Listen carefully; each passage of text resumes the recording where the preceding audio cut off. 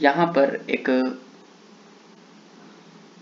Solid sphere जो है, uniformly charge sphere, वो दिया हुआ है। चार्ज की चार्ज डेंसिटी रो है, यूनिफॉर्मली डिस्ट्रीब्यूटेड है, और रेडियस दिया हुआ है r। इसका रेडियस दिया हुआ है r, और यहाँ पर इसमें एक स्फेरिकल कैविटी है। यहाँ पर एक स्फेरिकल कैविटी है। थोड़ा सा स्फेरिकल कैविटी जो है टेढ़ा बन गया, सीधा कर देते हैं। यहाँ पर एक स्फेरिकल कैविटी है ऐसे, ठीक है।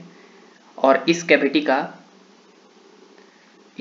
से इस कैविटी के सेंटर का बीच का डिस्टेंस a दिया हुआ है। क्या दिया हुआ है? a।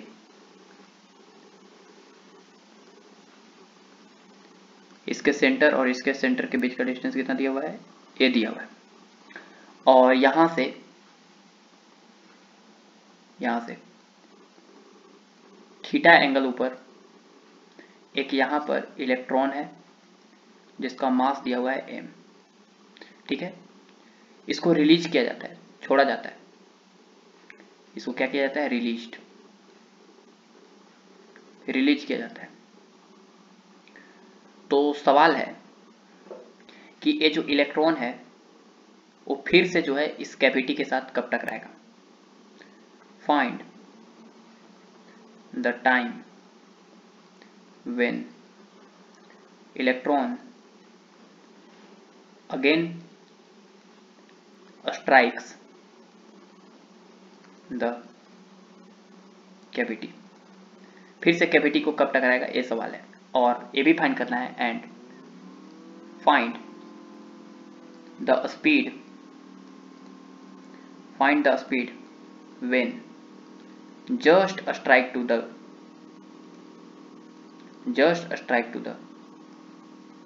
कैविटी, ठीक है।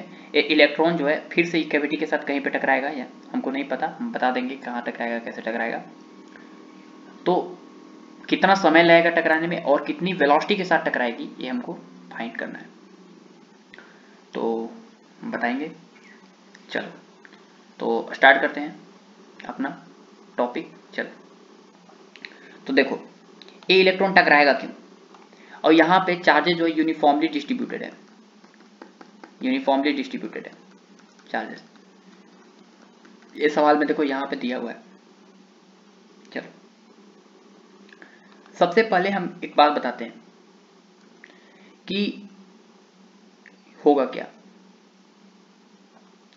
यहाँ पर एक कैविटी जो है ऐसे है, उसको दो पार्ट में ब्रेक कर लिए, एक ऐसे और एक ऐसे, दो पार्ट में ब्रेक कर लिए, ठीक है। एक पार्ट यहाँ पे इसका सेंटर है और इलेक्ट्रॉन यहाँ पे था। मान लो इलेक्ट्रॉन पी पॉइंट पे था, इसको मान लेते हैं पी पॉइंट यहाँ पे। तो क्यों टकराएगा ये पहले तुमको हम बता रहे हैं, ध्यान से सुनना, ध्यान से। यहाँ पे मान लेते हैं पॉइंट क्या है हमारा? पी, पॉइंट पी जो स्फीयर के अंदर ही होगा ना। पॉइंट पी क्या होगा? स्फीयर के अंदर ही होगा। और इसके लिए जो है इस कैविटी के जो है इसके लिए पॉइंट कहाँ होगा? पी यहाँ पे होगा, अभी सेंटर है। इसके लिए सरफेस पे होगा और ए वाला पॉइंट इस साइड होगा। हम क्या करते हैं कि इसमें चार्जेस जो है यूनिफॉर्मली डिस्ट्रीब्यूटेड कर देते हैं प्लस में, और इसकी चार्ज डेंसिटी को मान लेते हैं प्लस रो। क्या मान लेते हैं? प्लस रो। और इसकी चार्ज डेंसिटी को मान लेते हैं माइनस रो। जैसे ही इसको ओवरलैप कराएंगे यहाँ पर, तो इतना दूर वाला जो चार्जेस है वो क्या हो जाएगा? खत्म। फिर से कैविटी बन जाएगा, क्योंकि प्लस और माइनस क्या हो जाएगा? कैंसिल। फिर से वो कैविटी बन जाएगा, इतना दूर खाली हो जाएगा चार्जेस, ठीक है। तो हम क्या किए कि इसको दो पार्ट में डिवाइड कर दिए, एक वाला इसे, एक वाला यूनिफॉर्मली में प्लस कर दिए, अब एक बार माइनस कर दिए, ठीक है। अच्छी बात है। अब एक बात बताओ कि हम पी पॉइंट पे एक बार इलेक्ट्रिक फील्ड लिखना चाहते हैं, तो पी पॉइंट पे इलेक्ट्रिक फील्ड जो होगा वो होगा प्लस रो की वजह से, और एक होगा माइनस रो की वजह से। प्लस रो की वजह से कितना होगा? वेक्टर फॉर्मेट में लिखना चाहते हैं तो प्लस रो की वजह से कितना होगा?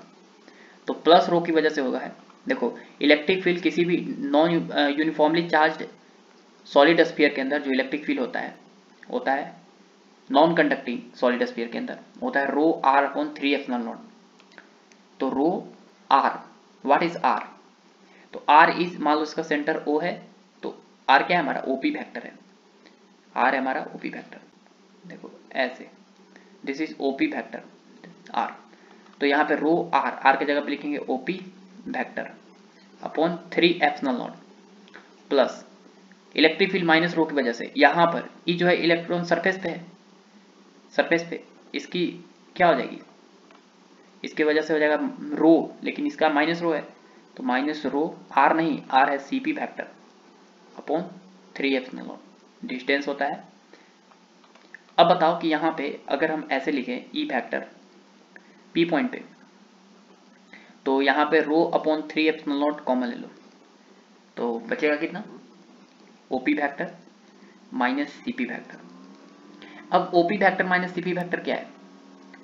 ये ओपी वेक्टर और सीपी वेक्टर क्या है? OP vector minus CP vector. एक काम करते हैं, पी पर इलेक्ट्रिक फील्ड लिखने के लिए हम काम करो कि रो बाई 3 एप्सिलॉन नॉट है ना, इसको ओपी वेक्टर है, इसको माइनस को प्लस कर दो, लेकिन लिख दो PC vector, OP vector plus PC vector.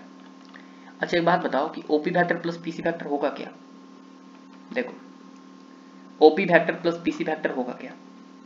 यहां पर ओ है, यहां पे पी है, ओपी वेक्टर प्लस यहां पे सी था PC vector, OP vector plus PC vector बराबर ओसी वेक्टर होगा।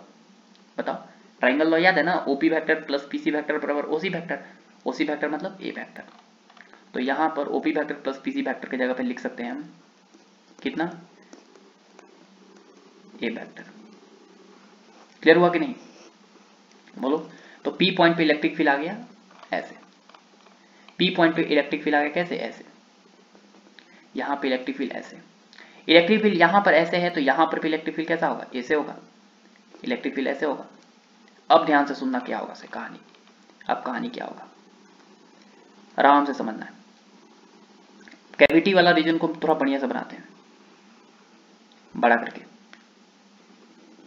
देखो यहां पर सी था और इलेक्ट्रॉन यहां पर था ऐसे, यहां पे इलेक्ट्रॉन था।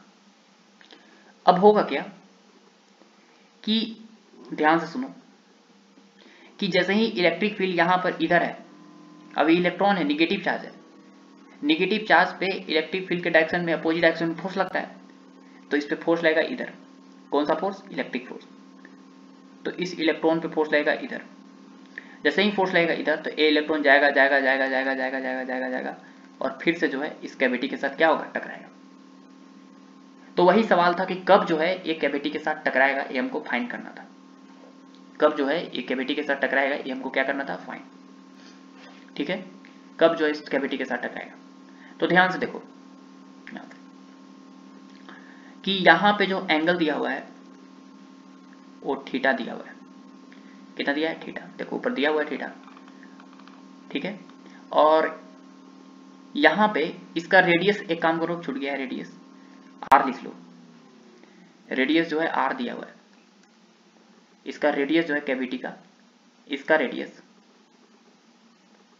वो स्मॉल आर दिया हुआ है, ठीक ना।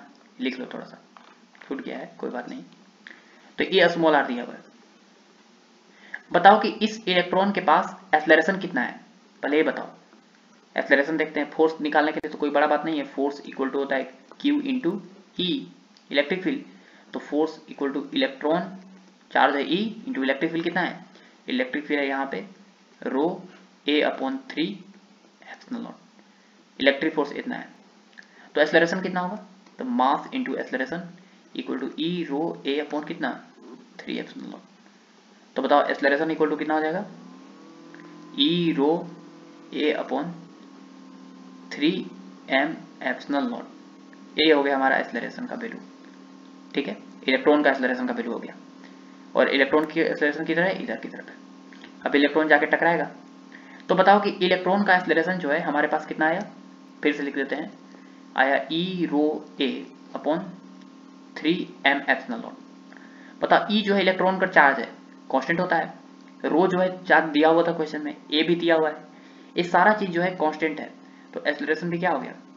कांस्टेंट हो गया। एक्सेलरेशन क्या हो गया हमारा, कांस्टेंट। और अगर एक्सेलरेशन कांस्टेंट है तो हमारा जो इक्वेशन ऑफ मोशन था यूनिफॉर्म एक्सेलरेशन के लिए, v बराबर u plus a t, v square बराबर u square plus 2as, s equal to U T plus half A T square, ये तीनों क्या होगा, वैलिड होगा। तो सवाल है कि इस इलेक्ट्रॉन को स्पीड शुरुआत में कितना था, 0, रिलीज किया गया, छोड़ा गया था, लिखा हुआ सवाल में रिलीज किया गया, देखो रिलीज किया गया, छोड़ दिया गया। तो रिलीज करते समय स्पीड कितना होता है, 0, इनिशियल स्पीड है 0। और इसको अगर हमको पता चल जाए कि यहाँ से यहाँ तक डिस्प्लेसमेंट कितना हुआ तो टाइम निकल जाएगा। डिस्प्लेसमेंट कितना होगा, तो देखो डिस्प्लेसमेंट कितना होगा, डिस्प्लेसमेंट कितना होगा, आर का ई कॉम्पोनेंट कितना होगा, आर का ई कॉम्पोनेंट होगा आर का कॉस थीटा, ये वाला आर का कॉस थीटा है तो ये भी कितना होगा, आर का कॉस थीटा होगा। आर का ई कॉम्पोनेंट कितना है, आर का कॉस थीटा। यहाँ पे अगर इसको ऐसे ज्वाइन करेंगे ऐसे तो ये भी रेडियस है आर, ये सेम देखो यहाँ पे इसको ज्वाइन किए इस पॉइंट से, तो ये वाला जो है क्या है, ये आर है, ये भी आर है, दो को साइड इक्वल हो गया, एक को कॉमन साइड हो गया। और याद करो सेंटर से अगर किसी कॉर्ड पे अगर लाइन ड्रॉ करते हैं तो परपेंडिकुलर बाइसेक्टर होता है। तो आर कॉस थीटा, ए वाला लेंथ है आर कॉस थीटा, तो ए वाला भी लेंथ कितना हो जाएगा, आर कॉस थीटा, क्योंकि दोनों ट्रायंगल कॉन्ग्रुएंट होगा, दो को साइड और बीच में एक कॉमन साइड इक्वल है, तो आर कॉस थीटा ये भी हो जाएगा।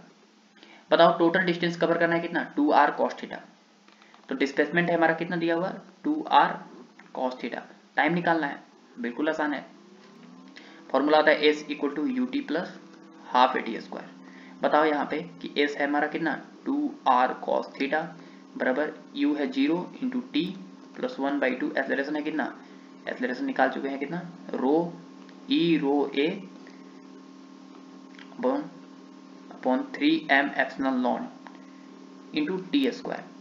तो यहाँ से बता सकते हो कि 2r cos theta equal to E rho a upon 3 2 6 m epsilon naught into t square, गुना कर लो तो टी स्क्वायर बराबर रहेगा 6 दूना 12 m r epsilon naught into cos theta by E rho a. तो टाइम का वैल्यू हो जाएगा under root 12 m r epsilon naught cos theta by E rho a. This is the answer. इतना time के बाद जो है वो इलेक्ट्रॉन फिर से कैविटी को क्या करेगा, टकराएगा। क्लियर हुआ? तो बढ़िया सवाल था। अगला सवाल ये भी है कि find the speed when it just strike the cavity. तो फाइनल स्पीड फाइंड करना है, इनिशियल स्पीड दिया हुआ है, फाइनल स्पीड फाइंड करना है, डिस्प्लेसमेंट दिया हुआ है हमको। तो बताओ कौन सा फॉर्मूला बढ़िया रहेगा, तो ये वाला फॉर्मूला बढ़िया रहेगा, V square equal to U square plus 2as। तो बताओ वी स्क्वायर फाइंड करना है, u कितना है 0 है प्लस 2, एक्सेलरेशन कितना था E rho a upon 3m epsilon naught into displacement, displacement कितना है, डिस्प्लेसमेंट देखो कितना है 2r cos theta, 2r cos theta. तो बताओ कि वी स्क्वायर बराबर 2 2 जा 4 r cos theta E rho ए, यहाँ पे थोड़ा सा बढ़िया से लिख देते हैं इसको,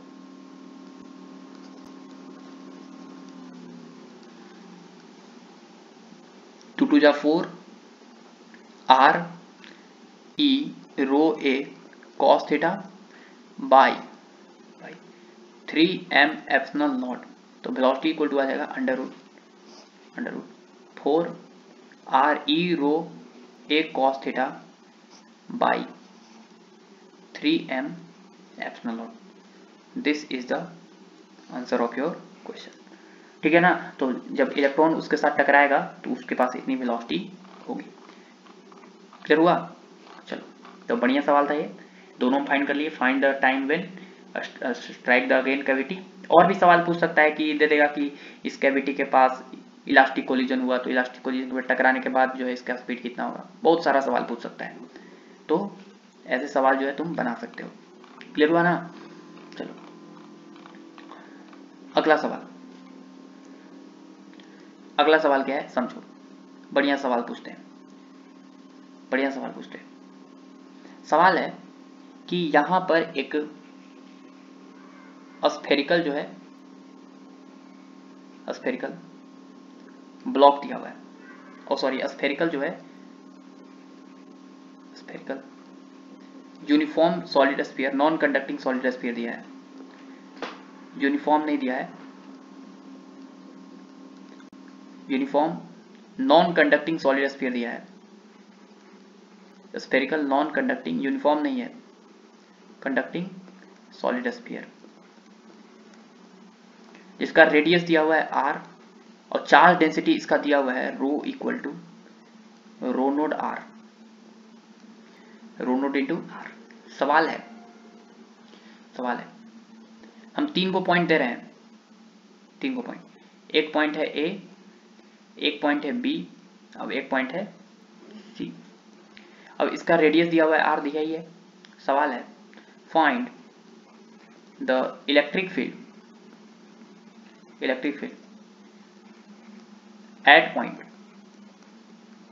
at point A, B and C, A, B and C। ये सवाल है इन फंक्शन ऑफ R, R के फंक्शन में इलेक्ट्रिक फील्ड बताना है in the function of R के फॉर्मेट में, स्मॉल r के फॉर्मेट में। मैंने डिस्टेंस हमेशा जो है A पे निकाल रहे हो तो R डिस्टेंस स्मॉल r ही लेना है, B पे स्मॉल r ही लेना है, C पे स्मॉल r ही लेना है। और अगेन और एक और क्वेश्चन है, अगेन ड्रॉ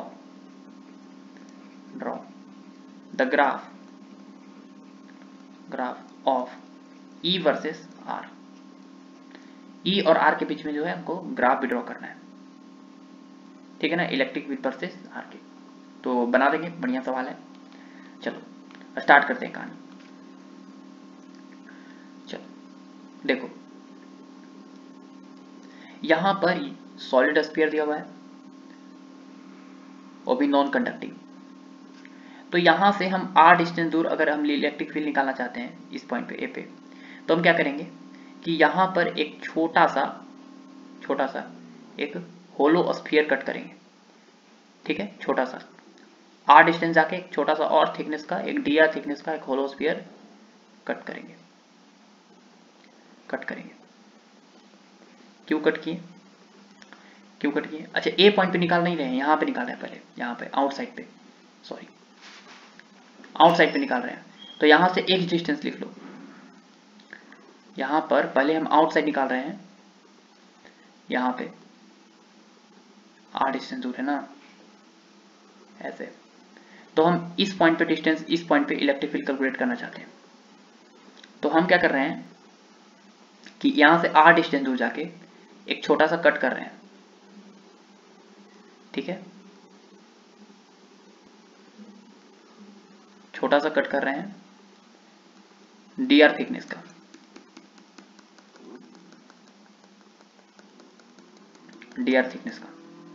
इसका थिकनेस दिया हुआ है हमारा कितना, dr, यहां से r डिस्टेंस हो जाके। अब बताओ कि पूरा जो है इसका रेडियस दिया हुआ है कैपिटल R। अब हमको P पॉइंट पे इलेक्ट्रिक फील्ड निकालना है, तो इस होलो स्फीयर की वजह से हम P पॉइंट पे इलेक्ट्रिक फील्ड निकाल लेते हैं। हम इस होलो स्फीयर की वजह से P पॉइंट पे इलेक्ट्रिक फील्ड क्या कर लेते हैं, निकाल लेते हैं। समझ में आ रहा है? हम क्या कर रहे हैं कि इस होलो स्फीयर की वजह से P पॉइंट पे इलेक्ट्रिक फील्ड हम यहाँ कर लेते हैं, कैलकुलेट कर लेते हैं, ठीक है। तो बताओ कि इस होलो स्फीयर की वजह से P पॉइंट पे इलेक्ट्रिक फील्ड कितना होगा, बता देंगे। बताओ कि इस छोटे से थिकनेस के कारण P पॉइंट पे इलेक्ट्रिक फील्ड कितना होगा, छोटा सा इलेक्ट्रिक फील्ड D होगा, क्योंकि ये जो है होलो स्फीयर छोटा सा है थिकनेस का, D होगा। बताओ DE इज इक्वल टू लिखेंगे क्या, इस होलो स्फीयर के कारण आउटसाइड वाले रीजन पे इलेक्ट्रिक फील्ड होता है के क्यू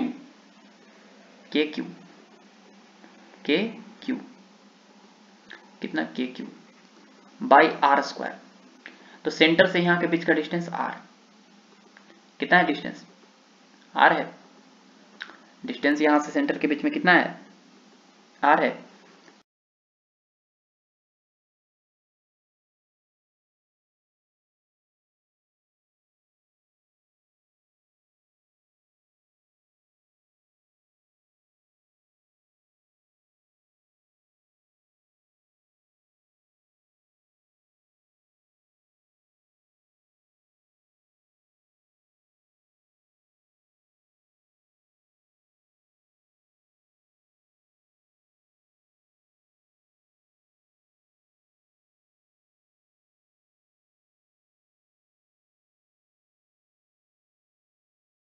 ठीक है। यहाँ पे सेंटर से पिच का डिस्टेंस कितना है r। अच्छा इसको r ले लिए फिर से x कर दो, सॉरी यहाँ पे लिख दो x, यहाँ पे dx थिकनेस का, फिर से r ले लिए, यहाँ से यहाँ तक r डिस्टेंस दूर निकालना है p पॉइंट पे। हम बोले हैं कि इलेक्ट्रिक फील्ड फंक्शन ऑफ क्या निकालना है r, तो r डिस्टेंस ही लेना है हर पॉइंट पे। तो यहाँ पे r डिस्टेंस ले लिए kq बाई आर स्क्वायर, तो kq बाई सेंटर से इस होलो स्फीयर के बीच का डिस्टेंस कितना है पॉइंट के r है। बताओ कि de is equal to k into D q होगा इसका चार्ज, चार्ज के लिए क्या लिखेंगे rho into d v upon are square. अच्छा d E is equal to k, what is rho, rho is rho naught into x distance पे जाके cut किए हैं तो रो नोड इंटू एक्स, और जितना दूर का चार्ज डेंसिटी चाहिए रो इज इक्वल टू क्या था rho naught into r, rho equal to rho naught into r, जितना दूर जा रहे हैं हम आर उतना पे हमको रो निकालना है, तो एक्स से डिस्टेंस पे ना जाके कट किए हैं तो यहाँ पे आर की जगह पे एक्स लिखेंगे इंटू डी बी, इसका वॉल्यूम, तो उसका वॉल्यूम होगा 4 pi x square into D x upon कितना आर स्क्वायर। तो बताओ कि d E is equal to हो जाएगा क्या क्या कांस्टेंट है, कांस्टेंट है के रो नोड 4 पाई और बचेगा x cube into D X और यहाँ बच गया आर स्क्वायर। अगर नेट इलेक्ट्रिक फील्ड निकालना है तो इंटीग्रेट करेंगे डी कहाँ से कहाँ तक, तो ऑफकोर्स जीरो से स्टार्ट करेंगे, करते करते करते पहले यहाँ पे कट लगाएंगे फिर यहाँ पे कट लगाएंगे, काटते काटते कहाँ तक जाना है कैपिटल आर तक, तो जीरो से लेके कैपिटल आर तक इंटीग्रेट करेंगे। Of course integration of k rho naught 4 pi by are square into x cube into D x, कहाँ से कहाँ तक जीरो से लेके आर तक। अब बताओ कि यहाँ पे नेट इलेक्ट्रिक फील्ड आ जाएगा कितना, नेट इलेक्ट्रिक फील्ड आ जाएगा यहाँ पर के की जगह पे लिखेंगे 1/4 pi epsilon naught into rho naught into 4 pi upon are square, constant है बाहर निकल गया वाला, बच गया एक्स के पावर 3 इंटू डी एक्स। देखो 4 पाई से 4 पाई कैंसिल और जीरो से लेके आर तक, इसका इंटीग्रेशन होगा ई का पावर 4 एक्स का पावर 4, तो बच गया rho by epsilon naught are square into r का पावर 4 अपॉन 4, तो बच गया रो आर का power 4 upon 4 epsilon naught are square. E electric field आ गया किस पे पी पॉइंट पे। ध्यान से देखो कि इलेक्ट्रिक फील्ड जो आया है inversely proportional to are square आया, क्योंकि ए वाला कांस्टेंट है ये रो नोड है, समझ गया ना, ये रो नोड कांस्टेंट है आर कांस्टेंट है 4 एप्सिलॉन नॉट कांस्टेंट है, तो inversely proportional to are square आया। अच्छा बाहर वाला रीजन पे फाइंड कर लिए। अगर सरफेस पे चाहिए, अगर हमको सरफेस पे चाहिए हेड सरफेस, तो सरफेस पे बी पॉइंट पे निकालना है अगर, तो बी पॉइंट पे निकालना कोई कौन बड़ा बात है, अरे सी था, सी पॉइंट था बाहर वाला, सरफेस पे निकालना है तो एट सरफेस पे क्या होगा, at surface r equal to रख देंगे कैपिटल आर, जैसे ही r equal to capital r रखेंगे तो इलेक्ट्रिक फील्ड जो आया है वो हो जाएगा बी पॉइंट पे कितना रो नोड आर का पावर 4 अपॉन 3 4 एप्सिलॉन नॉट और स्मॉल आर है उसके जगह पे कैपिटल आर लिख देंगे, ये आर स्क्वायर बार में कैंसिल हो जाएगा rho naught r square by 4 epsilon naught, sorry 4 epsilon naught. Clear हुआ ना, इतना हो गया सरफेस पे। और तीसरा पॉइंट है इनसाइड, तीसरा पॉइंट है इनसाइड, इनसाइड निकाल के दिखाते हैं। देखो इनसाइड निकालना है तो आराम से समझना, इनसाइड निकालना है तो देखो यहां पर ए जो है सॉलिड स्फीयर है। अब अगर हमको यहाँ पे आर डिस्टेंस दूर इस पॉइंट पे इलेक्ट्रिक फील्ड निकालना है, नाम दिया है ए, तो सबसे पहले देखो क्या होगा कहानी से। सबसे पहले तो अगर हम यहाँ पे अगर एक छोटा सा होलो स्फीयर कट करें ऐसे, तो इसके कारण तो बाहर वाला पॉइंट पे इलेक्ट्रिक फील्ड होगा ए पर, सही है। यहाँ पे अगर होलो स्फीयर कट करें तो भी होगा, यहाँ पर कट करें तो भी होगा, मैं यहाँ से कट करें तो भी जो है बाहरी पॉइंट है तो भी होगा, यहाँ पे कट करें तो भी होगा, ठीक है ना। अब एक लास्ट कट करें उस पर तो भी होगा इलेक्ट्रिक फील्ड सरफेस पे, लेकिन जैसे ही उसके बाहर आर से बड़ा बने, आर से जैसे ही यहाँ पर करें ऐसे कट किए तो इसके कारण तो इलेक्ट्रिक फील्ड कितना हो जाएगा जीरो, इस बाहरी वाले पॉइंट के कारण, इसके कारण ड्यू टू इलेक्ट्रिक फील्ड कितना आएगा, due to electric field at A will be zero, zero आएगा। तो इसलिए बोल सकते हैं कि इलेक्ट्रिक फील्ड सिर्फ और सिर्फ जीरो से आर तक ही है। तो अगर हम इलेक्ट्रिक फील्ड नेट निकालना चाहते हैं तो आपको डी का इंटीग्रेट करना पड़ेगा 0 से r तक। लेकिन एक बात बोले कि नहीं, 0 से r तक नहीं करना है, इसको तुम 0 से r तक डिवाइड करो और प्लस r से लेके कैपिटल R तक डिवाइड करो। और कैपिटल R से लेके कैपिटल यहाँ से स्मॉल r से लेके कैपिटल R तक तो इलेक्ट्रिक फील्ड 0 है, इसकी वजह से कोई इलेक्ट्रिक फील्ड नहीं है। तो इसलिए हम बोल सकते हैं कि इलेक्ट्रिक फील्ड सिर्फ इसकी वजह से होगा। ठीक है ना। तो हम क्या करते हैं, ध्यान से सुनना, ध्यान से।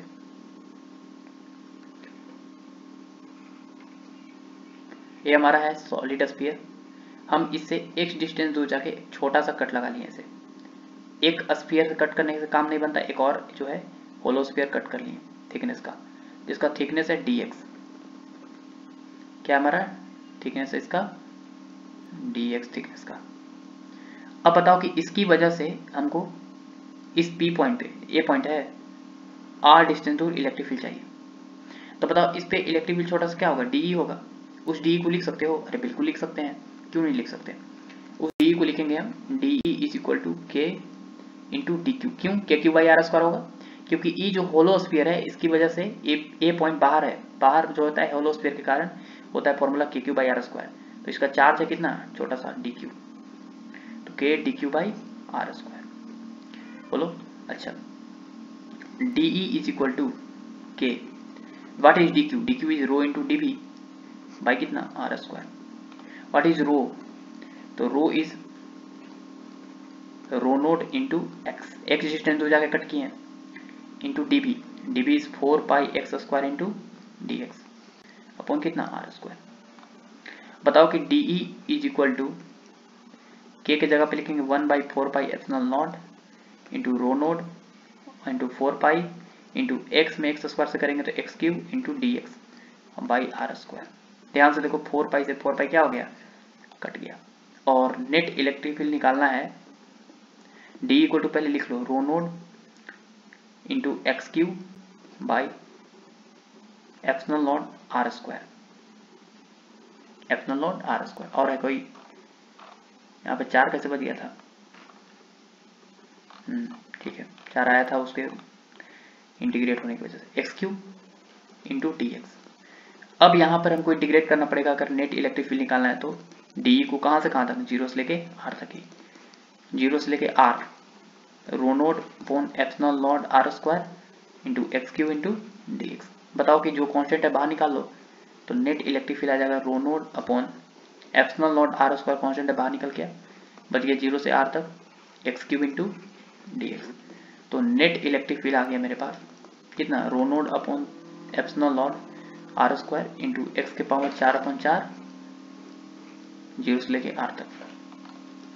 तो यहाँ पर नेट इलेक्ट्रिक फील्ड आ गया rho naught by epsilon naught are square into r के पावर 4 अपन कितना 4, 0 डालेंगे तो नहीं होगा, आर स्क्वायर बार में कैंसिल, तो आ गया rho naught into r square by epsilon naught 4 epsilon naught, कितना आया। ध्यान से देखो कि इलेक्ट्रिक फील्ड जो आया अंदर वाले पॉइंट पे वो आया rho naught into small r square by 4 epsilon naught, ये आया। तो यहाँ पर हम बोल सकते हैं कि इलेक्ट्रिक फील्ड जो है डायरेक्टली प्रोपोर्शनल टू क्या है, आर स्क्वायर है। इलेक्ट्रिक फील्ड जो है डायरेक्टली प्रोपोर्शनल टू क्या है, स्मॉल आर स्क्वायर। तो यहाँ पर 0 से सरफेस तक जैसे गए तो यहाँ पे इस तरह से आया। अब यहाँ पर अगर हम ड्रॉ करना चाहते हैं ग्राफ ई वर्सेस आर का, तो समझो ध्यान से सुनना। पहले अगर हम आर ग्रेटर देन आर का बात की तो ये आउटसाइड वाला पॉइंट हुआ, तो आउटसाइड वाले पॉइंट पे इलेक्ट्रिक फील्ड आया कितना, इलेक्ट्रिक फील्ड आया वो आया हमारे पास कितना, कितना आया था, rho naught into r square upon 4 epsilon naught are square, ये आया। ठीक है, ये बाहरी वाला पॉइंट पे आया। अगर आर इक्वल टू कैपिटल और आर हुआ तो इलेक्ट्रिक फील्ड आया मेरे पास कितना, इलेक्ट्रिक फील्ड आया रो नोट इंटू कितना आया था,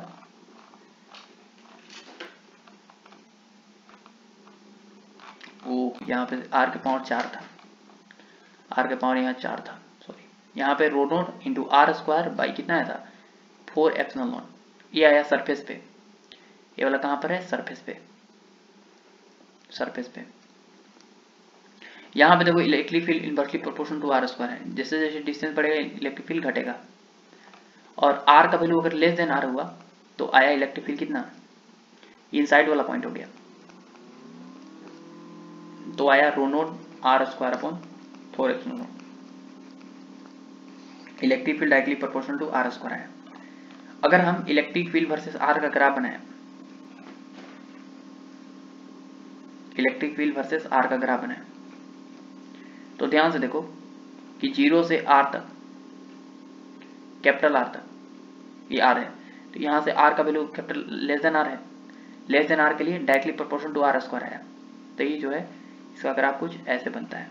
आर स्क्वायर का ग्राफ याद है ना, ऐसे, एक्स स्क्वायर का ग्राफ याद है, ऐसे होता है। तो ये निगेटिव में है, आर कभी निगेटिव हो सकता है नहीं, तो ये वाला फ्रेम ग्राफ बनाना पड़ेगा।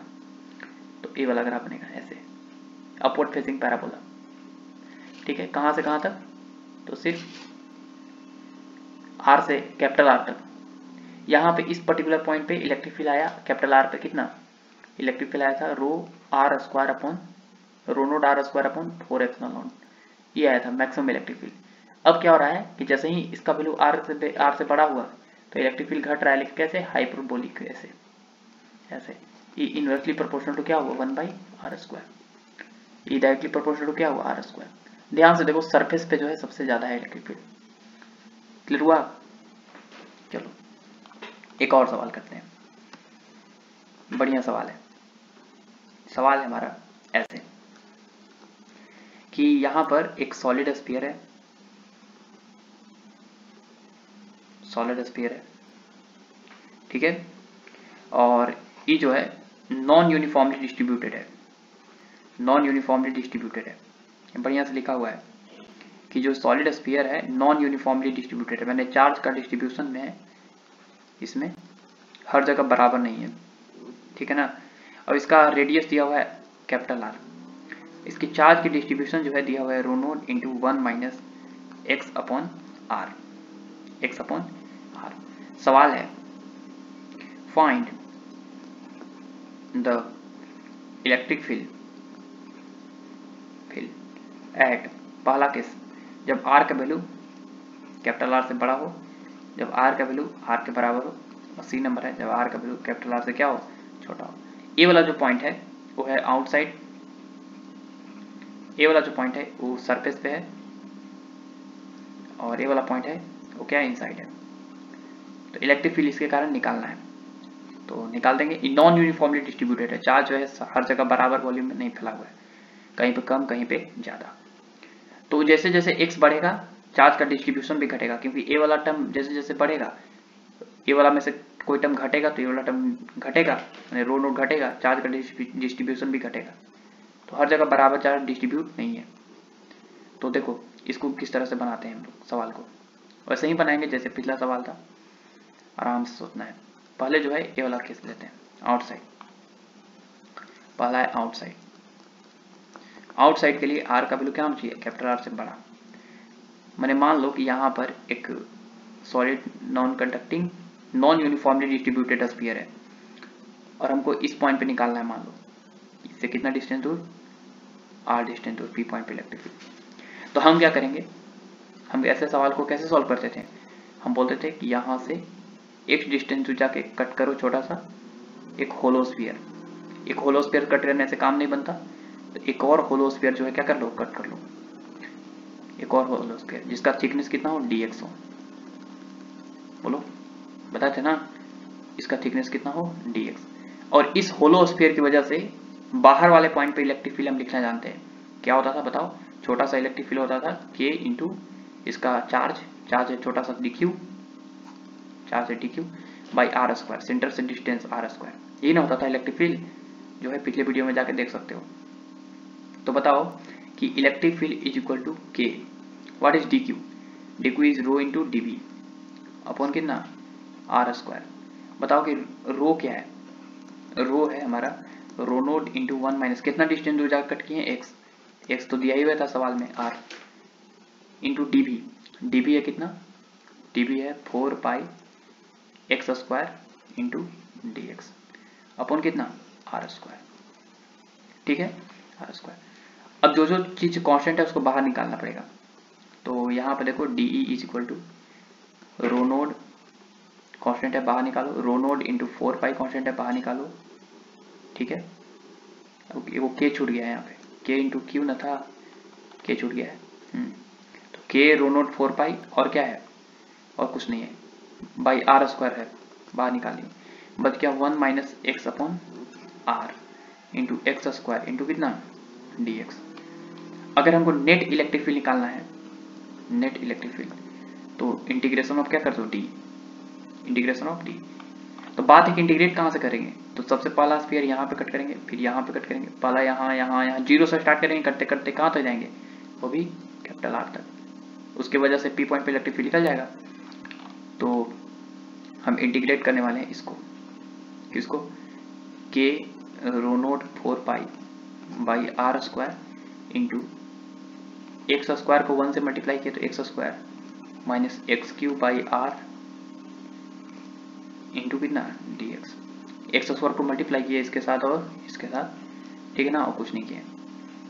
तो यहाँ पे नेट इलेक्ट्रिक फील्ड कितना आ जाएगा, तो बताओ क्या क्या कांस्टेंट है, के रो नोट 4 पाई कांस्टेंट है, पाई आर स्क्वायर कांस्टेंट है, बाहर निकल गया, बच गया इंटीग्रेशन ऑफ एक्स स्क्वायर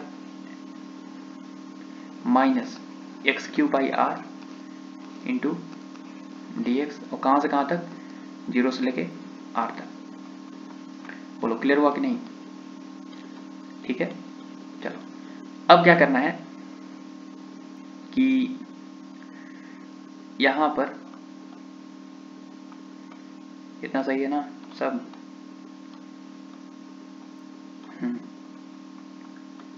इतना सही है। अब करना है क्या कि इंटीग्रेट करना है, तो हो जाएगा के जगह पे लिख लो 1 by 4 pi epsilon naught into rho naught into 4 pi by are square into, देखो एक्स स्क्वायर का इंटीग्रेशन क्या होगा, एक्स क्यू बाई 3 होगा, माइनस एक्स के पावर 3 का इंटीग्रेशन क्या होगा, एक्स के पावर 4 बाई 4 होगा, पहले से आ रहा है, जीरो से लेके आर तक। देखो 4 पाई से 4 पाई कैंसिल, और नेट इलेक्ट्रिक फील्ड आ रहा है कितना, rho naught upon epsilon naught are square into r का पावर 3 अपॉन 3 माइनस आर के पावर 4 अपॉन 4 आर, एक आर से 3 बार में कैंसिल। तो यहाँ पे बताओ नेट इलेक्ट्रिक फील्ड आ गया rho naught upon epsilon naught are square into 4 और 3 कैल्सियम 12, 4 से 3 बार में 3 आर क्यू माइनस 3 से 4 बार में, यहाँ पे कितना होगा, 3 चौके 12 4 आए क्या, यहाँ पे कितना आएगा 3 आर क्यूब आएगा, तो 4 में से 3 गया आर क्यूब। तो इलेक्ट्रिक फील्ड आ गया मेरे पास कितना, rho naught into r cube by 12 epsilon naught are square, ये आ गया मेरे पास इलेक्ट्रिक फील्ड, कहाँ, इनसाइड में। ध्यान से देखो electric field inversely proportional to क्या है, आर स्क्वायर है, ठीक है। अच्छा इनसाइड निकालिए। अगला है सरफेस पे, सरफेस के लिए क्या करेंगे, स्मॉल आर की जगह कैपिटल आर रख देंगे, और क्या कर सकते हैं, तो at surface, at surface, at surface का मतलब दूसरा पॉइंट है, यानी आर का वैल्यू कैपिटल आर के बराबर होना चाहिए। तो यहाँ पे रख दो, नेट इलेक्ट्रिक फील्ड सरफेस पे आ जाएगा कितना, rho naught into r cube तो लिखा हुआ है by 12 epsilon naught into capital r square, ये आर बार में कैंसिल हो गया, rho naught r upon 12 epsilon naught, इतना आ गया सरफेस पे। तीसरा अगर बोल रहा है कि इनसाइड फाइंड करो, इनसाइड मतलब आर लेस देन क्या हो, आर बना देंगे इसको भी, क्या दिक्कत है। देखो एक वही स्फीयर है, अब हमको यहाँ से आर डिस्टेंस दूर जो है यहाँ पे निकालना है इलेक्ट्रिक फील्ड पी पॉइंट पे। अब बताओ कि अगर इस पॉइंट पे निकालना है इलेक्ट्रिक फील्ड, तो आर का वैल्यू लेस देन आर हो गया, रेडियस ये ना है, रेडियस आर है। तो यहाँ पे समझो अगर हम यहाँ पे एक होलो स्फीयर कट करेंगे तो इसके कारण पी पॉइंट पे इलेक्ट्रिक फील्ड निकलेगा, क्योंकि बाहर वाला पॉइंट पे इलेक्ट्रिक फील्ड होता है के क्यू बाई आर स्क्वायर, इसके कारण भी होगा, इसके कारण भी होगा, इसके कारण भी होगा, कटते कटते कटते कटते यहाँ तक होगा इलेक्ट्रिक फील्ड। लेकिन जैसे ही यहाँ पर ऐसे कट करेंगे बाहर, किससे, उस आर पॉइंट से, इस आर से जैसे ही बाहर जाएंगे तो इसके कारण ये वाला पॉइंट क्या हो गया, इनसाइड, और इसके कारण इनसाइड हो गया, तो इसके कारण इलेक्ट्रिक फील्ड कितना आएगा, जीरो आएगा। क्यों, due to outside of P, P के आउटसाइड में, आउटसाइड जो होता है होलो स्फीयर के बाहर इलेक्ट्रिक फील्ड क्या कितना जनरेट करता है, जीरो। तो एक और हम जो है फिगर बना लेते हैं, ये समझाने के लिए बनाए थे फिगर, तो ध्यान से सुनना। हम जो है ध्यान से, हम जो है यहाँ से r डिस्टेंस h डिस्टेंस दूर जाके एक छोटा सा कट कर लिए ऐसे। कौन सा स्फीयर? एक होलो स्फीयर कट के लिए। एक कट करने से काम नहीं बनता, तो एक और जो है कट कर लिए यहाँ पे से। देखो यहाँ से यहाँ तक का डिस्टेंस है x, और ये जो कट किए हैं वाला, ये वाला, इसका थिकनेस दिया हुआ है dx। dx थिकनेस बहुत ही कम है, निग्लेजिबल है, ठीक है। जैसे और ध्यान से देखो ई रेडियस जो है इसका स्फीयर का कैपिटल R दिया हुआ है, और हमको इससे r डिस्टेंस दूर जो है हमको इस पॉइंट पे निकालना था इलेक्ट्रिक फील्ड ना। तो ऐसे ही एक और यहाँ पे कट करेंगे, यहाँ पे कट करेंगे, करते करते यहाँ पे पॉइंट पे इलेक्ट्रिक फील्ड निकालेंगे। तो इस छोटे से होलो स्फीयर की वजह से पी पॉइंट पे इलेक्ट्रिक फील्ड कितना होगा? डी होगा छोटा सा, बराबर K into D Q by are square. क्यों? क्योंकि इस होलो स्फीयर की वजह से बाहर वाले पॉइंट पे इलेक्ट्रिक फील्ड होता है क्यू बाई आर स्क्वायर। तो बताओ d equal to k, d q की जगह पे लिखेंगे rho into d v upon कितना आर स्क्वायर। तो बताओ कि यहाँ पे d E is equal to k into rho की जगह पे rho naught into 1 minus x upon are into d v की जगह पे 4 pi x square into D x upon कितना आर स्क्वायर। अब जो जो चीज़ है बाहर निकाल लो, वही वाला इंटीग्रेशन दोबारा है। डी इक्वल टू कितना होगा? डी इक्वल टू होगा k rho naught 4 pi by are square, बाहर बच गया कितना 1 minus x upon are into x square into D x. तो इलेक्ट्रिक फील्ड आ गया, के की जगह पे लिखेंगे 1 by 4 pi epsilon naught into rho naught into 4 pi upon are square into x square minus इसको इसके साथ गुना कर दिए, इसको इसके साथ x cube by are into कितना डी एक्स। अब देखो यहाँ पर कि 4 पाई से 4 पाई कैंसिल, और इलेक्ट्रिक फील्ड आ गया कितना rho naught upon epsilon naught are square into x square minus x cube by are into D x. ये इलेक्ट्रिक फील्ड छोटा सा इलेक्ट्रिक फील्ड आया। अगर हमको नेट इलेक्ट्रिक फील्ड चाहिए तो डी क्या करना पड़ेगा? छोड़ना पड़ेगा 0 से r तक। लेकिन बात पता चला कि अच्छा 0 से r तक ही तो इंटीग्रेशन होगा डी का, क्योंकि उसके कारण इलेक्ट्रिक फील्ड है। जैसे ही r से बढ़ रहे हैं आगे r तक, तो इसके कारण इलेक्ट्रिक फील्ड कितना होगा? 0 होगा। तो बताओ net electric field equal to 0 से लेके small r। What is d निकाल चुके हैं, rho naught by epsilon naught are square into x square minus x cube by are into D x. अब बताओ जो चीज़ कांस्टेंट है उसको बाहर निकालो, तो नेट इक्वल टू क्या है constant? Rho naught upon epsilon naught are square constant है, बाहर निकल गया, बच गया इंटीग्रेशन 0 से आर तक x square minus x cube by are into कितना डी एक्स। इंटीग्रेट कर दो और कुछ नहीं करना है। तो rho naught by epsilon naught are square, x square का इंटीग्रेशन कितना होगा? बहुत आसान, एक्स स्क्वायर का इंटीग्रेशन होगा x cube by 3 minus x cube का इंटीग्रेशन होगा x cube square 4 by r, 4 0 से लेके आर तक।